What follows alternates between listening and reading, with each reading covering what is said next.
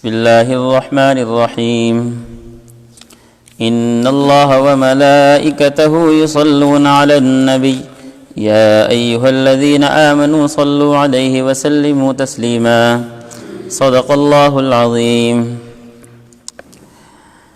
22ویں سپارے کی آیت ہے، چوتھے رکوع کی آیت پڑھی گئی ہے۔ بڑی عظیم، بڑی فضیلت والی آیت۔ اللہ رب العزت نے اس آیت میں مؤمنین کو حکم دیا کہ ان اللہ و ملائکتہ یصلون علی النبی، کہ بے شک اللہ اور فرشتے آپ علیہ الصلاۃ والسلام پر درود بھیجتے ہیں۔ یا ایھا الذین آمنوا، اے ایمان والو، صلو علیہ وسلموا تسلیما، تم بھی آپ علیہ الصلاۃ والسلام پر درود و سلام بھیجو۔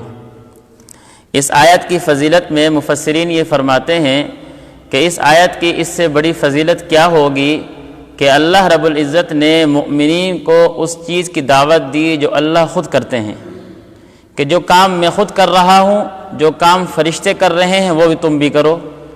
کہ میں خود بھی آپ علیہ الصلاۃ والسلام پر درود بھیجتا ہوں، فرشتے بھی درود بھیجتے ہیں، اے مؤمنین تم بھی درود بھیجو۔ ایک بات۔ دوسری بات کہ صلاۃ و سلام کا معنی اور مطلب سمجھیں گے۔ صلاۃ کے 3 معنی بیان کیے ہیں۔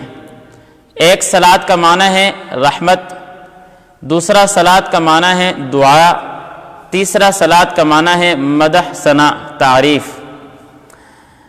صلاۃ لفظ ایک ہی ہے، لیکن جب اس کی نسبت اللہ رب العزت کی طرف ہوتی ہے تو اس کا مطلب اور ہوتا ہے، جب اس کی نسبت فرشتے کی طرف ہوتی ہے تو اس کا معنی اور ہوتا ہے، جب اس کی نسبت انسانوں کی طرف ہو تو اس کا معنی اور ہوتا ہے۔ اب قرآن مجید کی آیت ہے ان اللہ و ملائکتہ یصلون علی النبی، کہ بے شک اللہ اور فرشتے آپ علیہ الصلاۃ والسلام پر درود بھیجتے ہیں۔ اللہ کے درود بھیجنے کا کیا مقصد، فرشتوں کے درود بھیجنے کا کیا مطلب، پھر مؤمنین کو حکم دیا کہ تم بھی درود بھیجو، اس کا کیا مطلب؟ 3 معنی ہیں، تینوں معنی کے اعتبار سے یہاں پر یہ آیت فٹ آتی ہے۔ اللہ کے درود بھیجنے کا مقصد جو صلاۃ کا پہلا معنی ہے رحمت، یعنی اللہ آپ علیہ الصلاۃ والسلام پر رحمت بھیجتے ہیں۔ دوسرا معنی صلاۃ کا دعا، کہ فرشتے آپ علیہ الصلاۃ والسلام کے لیے دعائیں کرتے ہیں۔ تیسرا معنی مومنین کو حکم دیا کہ اے مومنو تم بھی کیا ہے آپ علیہ الصلاۃ والسلام پر درود بھیجو، یعنی تم بھی آپ علیہ الصلاۃ والسلام کی تعریف کرو۔ یہ 3 معنی ہیں صلاۃ کے۔ تو اللہ کی طرف جب اس کی نسبت کی جائے گی تو اس کا معنی ہوگا رحمت، فرشتوں کی طرف اس کی نسبت ہوگی تو اس کا معنی ہوگا دعا، جب انسانوں کی طرف اس کی نسبت ہوگی تو اس کا معنی ہوگا تعریف، کہ اے مومنو تم تعریف کرو۔ تیسری چیز صلاۃ و سلام کا طریقہ۔ حدیث میں آیا، حضرت کعب بن عجورہ رضی اللہ تعالیٰ عنہ فرماتے ہیں جس سے یہ آیت نازل ہوئی ان اللہ و ملائکتہ یصلون علی النبی، تو کہنے لگے کہ میں نے آپ علیہ الصلاۃ والسلام سے فرمایا کہ اے اللہ کے رسول، اللہ رب العزت نے ہمیں آپ پر سلام بھیجنے کا طریقہ تو سکھایا۔ ہم نماز میں پڑھتے ہیں نا تحیات للہ والصلوات والطیبات، السلام علیک ایھا النبی، یہ سلام بھیجنے کا طریقہ اللہ نے ہمیں سکھا دیا ہے کہ نبی پر سلام بھیجنا ہو تو کس طرح بھیجنا ہے۔ اے اللہ کے رسول درود کس طرح پڑھیں گے ہم آپ پر درود شریف پڑھنا چاہیں تو اس کا طریقہ کیا ہے؟ سلام کا طریقہ تو اللہ نے سکھا دیا ہے، التحیات میں درود شریف کا طریقہ کیا ہے؟ تو اب آپ علیہ الصلاۃ والسلام نے درود ابراہیمی پڑھ کر بتایا، اللہم صلی علی محمد وعلی آل محمد کما صلیت، جو ہم درود ابراہیمی پڑھتے ہیں کہ اے المؤمنو تم کیا ہے میرے پر درود اس طرح پڑھو۔ تو صحابی نے سوال کیا کہ سلام کا طریقہ تو اللہ نے سکھا دیا ہے، درود پڑھنے کا طریقہ کیا ہے؟ تو آپ علیہ الصلاۃ والسلام نے درود شریف پڑھنے کا طریقہ بھی ہمیں بتا دیا ہے۔ تیسری چیز، نماز میں ہم درود شریف پڑھتے ہیں، اس کا حکم کیا ہے؟ نماز کے علاوہ آپ علیہ الصلاۃ والسلام کی زندگی میں درود شریف پڑھنے کا حکم کیا ہے؟ آپ علیہ الصلاۃ والسلام کی موجودگی میں درود شریف پڑھنے کا حکم کیا ہے؟ آپ علیہ الصلاۃ والسلام کی غیر موجودگی میں درود شریف پڑھنے کا حکم کیا ہے؟ 4 مطلب ہیں، چاروں کا معنی الگ الگ سمجھیں گے۔ آپ علیہ الصلاۃ والسلام پر نماز میں قاعدہ کی حالت میں درود شریف پڑھنا یہ سنت ہے۔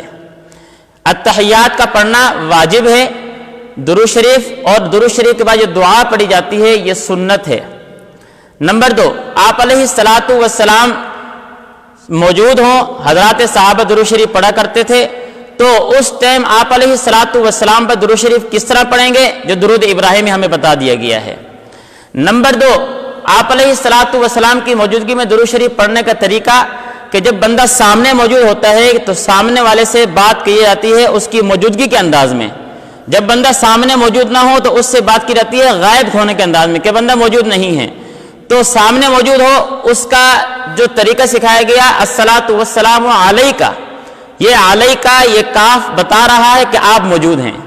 اس لیے کہتے ہیں مفسرین نے کہا جب آپ علیہ الصلوۃ والسلام کی موجودگی میں درود شریف پڑھیں گے تو خطاب کا صیغہ, موجودگی کا جو صیغہ ہوگا اس کو استعمال کریں گے. اور اگر آپ علیہ الصلوۃ والسلام موجود نہیں ہیں, ہم پھر کیا ہے درود شریف پڑھ رہے ہیں, تو اس میں 2 صورتیں ہیں. ایک صورت ہے کہ روضہ رسول پر جا کر درود شریف پڑھنا, دوسری صورت یہ ہے کہ ہم اپنی جگہ پر موجود ہوں, روضہ رسول پر حاضر نہ ہوں, پھر درود شریف پڑھنا. اگر ہم روضہ رسول پر جا کر درود شریف پڑھیں گے تو اس کا بھی وہی طریقہ ہے جو سامنے موجود ہونے کا طریقہ ہے, کہ جس طرح ہم بندہ سامنے موجود ہو, آپ علیہ الصلوۃ والسلام کی موجودگی میں درود شریف پڑھا جاتا ہے الصلوۃ والسلام علیکا, تو یہاں بھی خطاب کا صیغہ استعمال کریں گے جب روضہ رسول پر درود شریف پڑھیں گے.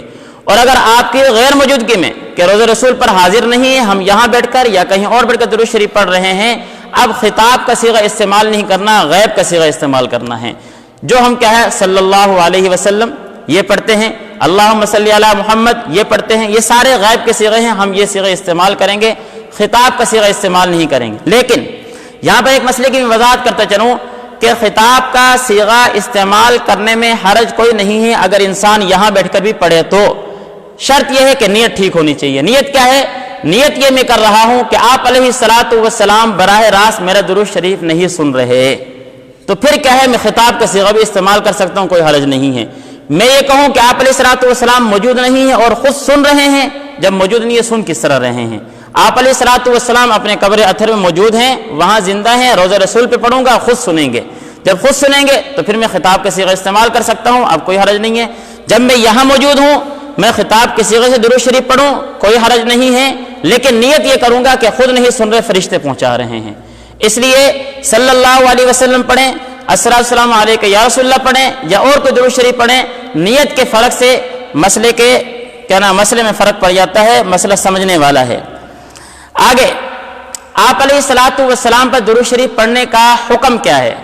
مفسرین علماء نے کہا کہ مسلمان پر زندگی میں ایک دفعہ آپ علیہ الصلوۃ والسلام پر درود شریف پڑھنا فرض ہے. زندگی میں ایک دفعہ آپ علیہ الصلوۃ والسلام پر درود شریف پڑھنا فرض ہے.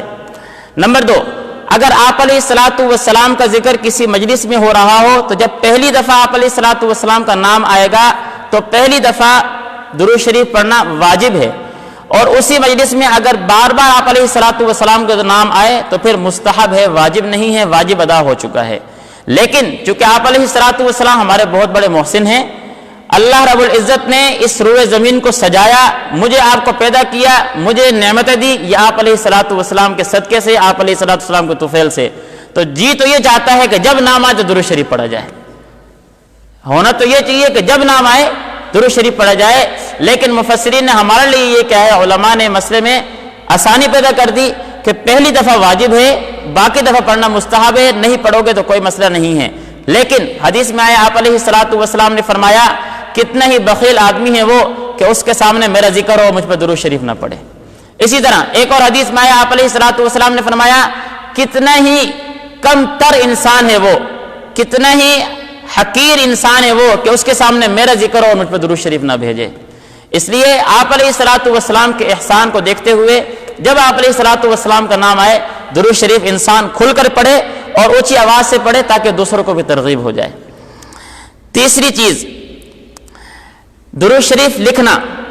یہ بھی سمجھیں گے کہ ہم جب آپ علیہ الصلوۃ والسلام کا لکھتے ہیں, نام لکھتے ہیں, تو نام لکھنے کے وقت ہم صلی اللہ علیہ وسلم پورا لکھنے کے بجائے صرف صاد لکھ دیتے ہیں. یہ بھی علماء کہتے ہیں کہ یہ بے ادبی ہے.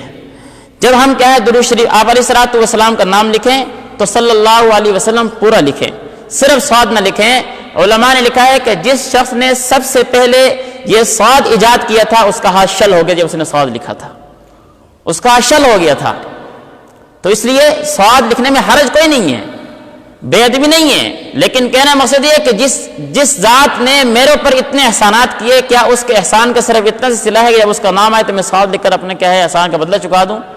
اس طرح تو اچھا نہیں لگتا، کتنی دیر لگے گی؟ اور اس سے اگلی بات، علماء کہتے ہیں کہ جب تک کاغذ پر درود شریف لکھا رہے گا، یہ رہے نہ رہے، اس لکھنے کی وجہ سے اللہ رب العزت کے اس نامہ عمل میں ثواب لکھتے رہیں گے۔ تو کیا ضرورت ہے ہم کیا ہے صرف ثواب لکھ کے بیٹھ جائیں؟ پورا لکھ لیں، کتنی دیر لگتی ہے؟ اور آپ حدیث کی کتابیں اٹھا کر دیکھیں، ایک ایک لائن میں آپ علیہ الصلوۃ والسلام کے کتنے نام آئیں گے، لیکن کسی محدث نے آپ علیہ الصلوۃ والسلام کا نام لکھتے ہوئے بخل سے کام نہیں لیا، پورا درود شریف لکھا ہے، کہیں ثواب نہیں لکھا ہوا۔ حدیث کی صحیح سے کتاب اٹھا کر دیکھ لیں، کتنی حدیث میں آپ علیہ الصلوۃ والسلام کے نام آئے، کہیں پر بھی کسی کا نام محدث نے صرف ثواب نہیں لکھا، پورا درود شریف لکھا ہے۔ اس لیے درود شریف لکھنے کے بارے میں یہ مسئلہ سمجھ لیں کہ جب ہم آپ علیہ الصلوۃ والسلام کا نام لکھیں تو نام کے ساتھ ہم پورا صلی اللہ علیہ وسلم لکھیں۔ اگلی چیز سورہ یاسین کے فضائل، چونکہ آج کا جو درس تھا وہ یاسین کے حوالے سے 23ویں سپارے کا درس تھا، لیکن یہ بات کل کے حوالے سے تھوڑی سی رہ گئی تھی جو ضروری تھی۔ سورہ یاسین کے فضائل، یاسین کے فضائل میں یہ بات سمجھیں گے کہ حدیث میں آتا ہے آپ علیہ الصلوۃ والسلام نے فرمایا سورہ یاسین یہ قرآن مجید کا دل ہے۔ انسان کا جس طرح یہ دل ہے، اگر انسان کا دل یہ زندہ ہو تو سارا جسم چلتا رہتا ہے، اور بلکہ دل زندہ کیا ہے، دل کا ایک وال خراب ہو رہا ہے تو انسان کی زندگی ڈگمگانا شروع ہو جاتی ہے۔ تو پورے قرآن مجید کا جو دل ہے وہ سورہ یاسین ہے۔ کیا مطلب؟ کہ اللہ رب العزت نے سورہ یاسین کے اندر جو مضامین ذکر کیے ہیں وہ مضامین وہ ہیں جو انسان کی آخرت والی زندگی کا کیا ہے دار و مدار ہے، یعنی آخرت کی زندگی ذکر کی ہے۔ مطلب یہ پتہ چلا کہ انسان کی جو دنیا کی زندگی ہے وہ تو گزر جانی ہے، لیکن انسان کی جو بقا والی زندگی ہے وہ آخرت کی زندگی ہے، اسی کا ذکر اللہ نے سورہ یاسین میں کیا ہے، تفصیل سے ذکر کیا ہے، اس لیے اس کو سورہ یاسین کو قرآن مجید کا دل کہا جاتا ہے۔ نمبر 2، حضرت ابو ذر رضی اللہ عنہ فرماتے ہیں کہ جو آدمی صبح کے ٹائم سورہ یاسین کی تلاوت کرے گا اللہ رب العزت شام تک اس آدمی کو خوش رکھیں گے، اور جو آدمی شام کے ٹائم سورہ یاسین کی تلاوت کرے گا صبح تک وہ آدمی خوش رہے گا۔ اور ایک اور میں آپ کو بات بتاؤں، ایک آدمی نے مجھے خود اپنا تجربہ بتایا کہ جب میں سورہ یاسین پڑھ کر دکان کھولتا ہوں تو اگر میری بکری عام دنوں میں 500 ہو رہی ہے تو اس یاسین برکت کی وجہ سے اللہ رب العزت 1500 2000 کیا ہے بکری کر دیتے ہیں۔ یہ یاسین کی فضیلت ہے، اس لیے سے ہم نہ پڑھیں، لیکن اس لیے سے تو پڑھ لیں کہ کم سے کم یاسین پڑھنے کی وجہ سے اللہ میری روزی میں برکت ڈال دیں گے، میرے کیا ہے زندگی کے جو مسائل ہیں جو پریشانی ہیں وہ دور ہو جائیں گے۔ سورہ یاسین پڑھنے کا اہتمام کرنا چاہیے۔ اسی طرح ایک اور حدیث میں آیا کہ حضرت ابو ذر رضی اللہ عنہ فرماتے ہیں کہ سورہ یاسین مرنے والے پر اگر پڑھی جائے تو اس کی روح آسانی سے نکل جاتی ہے، اس لیے اس کا بھی ورد کرنا چاہیے۔ اسی طرح ایک اور حدیث میں آیا کہ سورہ یاسین جو ہے یہ اس کا نام یاسین کے علاوہ مدافعہ بھی رکھا گیا ہے کہ یہ مشکل حالات میں یاسین پڑھنے والے کا دفاع کرتی ہے، مشکل حالات میں سورہ یاسین پڑھنے والے کا دفاع کرتی ہے۔ اسی طرح اس سورہ یاسین کا ایک نام قاضیہ بھی رکھا گیا ہے، قاضیہ کہ سورہ یاسین پڑھنے والا جب آدمی کسی مسئلے میں پھنس جاتا ہے تو سورہ یاسین وہاں پر اس آدمی کے لیے مسئلے کا حل نکال دیتی ہے۔ قاضیہ فیصلہ کرنے والی ہے، مشکلات کو حل کرنے والی ہے، اس لیے یاسین پڑھنے کا اہتمام ہونا چاہیے۔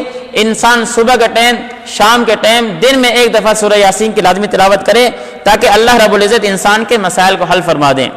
اگلی بات سورہ یاسین، یاسین نام رکھنا کیسا ہے؟ یاسین بعض علماء کہتے ہیں کہ یاسین یہ اللہ رب العزت کے ناموں میں سے ایک نام ہے، اس کا معنی مفہوم نہیں پتا۔ بعض کہتے ہیں کہ نہیں آپ علیہ الصلوۃ والسلام کے ناموں میں سے ایک نام ہے۔ بعضوں نے کہا کہ نہیں، یاسین اگر یا الگ لکھی جائے اور سین الگ لکھی جائے تو پھر یہ انسان کا نام رکھا جا سکتا ہے۔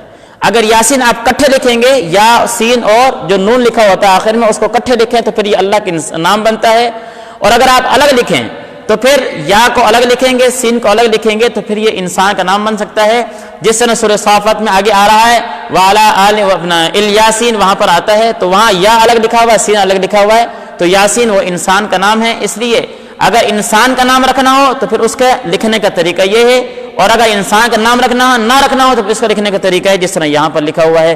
اللہ سمجھنے کی توفیق نصیب فرمائے۔ الحمدللہ۔